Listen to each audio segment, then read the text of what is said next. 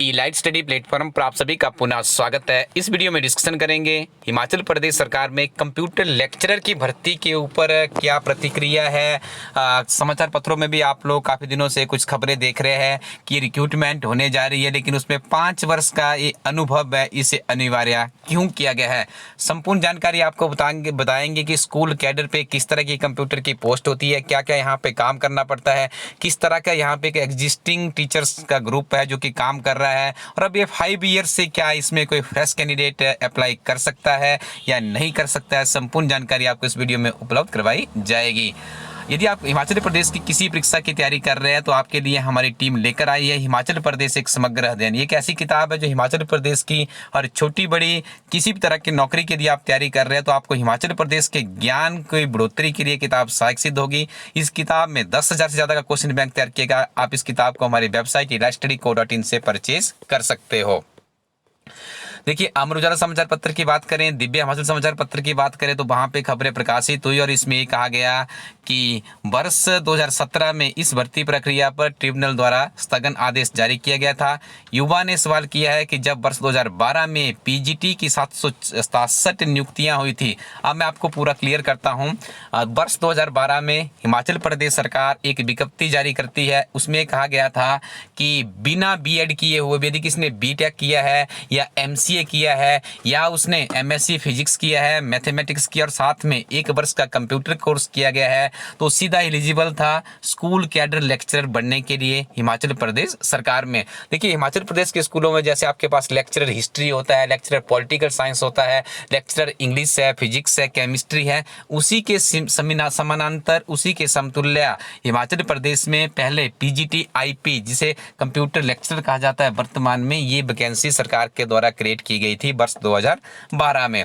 यदि हम उससे पहले की बात करें तो करीब 2000 के आसपास से हिमाचल प्रदेश के सरकारी स्कूलों में कंप्यूटर की शिक्षा आउटसोर्स विभिन्न तरह की कंपनियों के माध्यम से उपलब्ध करवाई जा रही है। तो देखिए, 2000 से लेकर 2012 तक किसी भी तरह की कोई भी रिक्रूटमेंट सरकारी स्कूलों में नहीं हुई। 2012 में ये विज्ञप्ति आती है। जब ये विज्ञप्ति आती है तो जो एग्जिस्टिंग ग्रुप है टीचर्स का वो विरोध कर देते हैं कि इससे पहले हमारा भी सरकार को ध्यान रखना चाहिए, हम इतने वर्षों से नौकरी अपनी सेवाएं दे रहे हैं तो सरकार को यहाँ पे हमारे लिए भी कुछ करना चाहिए। तो इन्होंने कोर्ट केस किए, उसके बाद काफ़ी चलता रहा, लेकिन ये इसका कमीशन हुआ। कमीशन होने के बाद इसका रिजल्ट आया, फिर उसकी इंटरव्यू हुई, इंटरव्यू का रिजल्ट आया, कंबाइंड लिस्ट बनी और हिमाचल प्रदेश में जून 2014 की बात है जब 767 लोग कमीशन के माध्यम से इस सरकारी डिपार्टमेंट में आए। लेकिन देखिए, इन्होंने उस टाइम भी जो एग्जिस्टिंग ग्रुप ऑफ टीचर्स है काफ़ी संघर्ष किया था इस भर्ती को रोकने के लिए, लेकिन ये सफल नहीं हो पाए थे।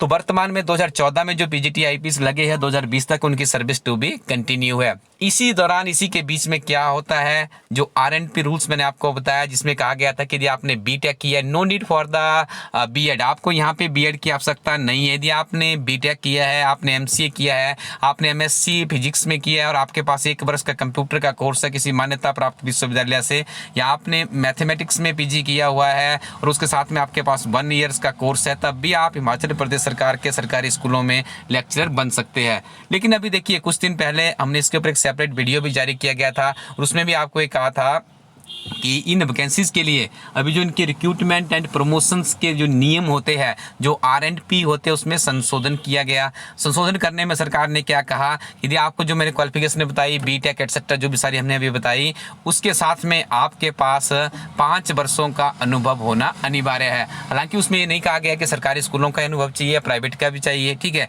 ये उसमें क्लियर नहीं था। उसके ऊपर भी हमने एक सेपरेट वीडियो बनाया था जो आरएनपी संशोधित रूल्स सरकार के द्वारा डिक्लेयर किए गए थे।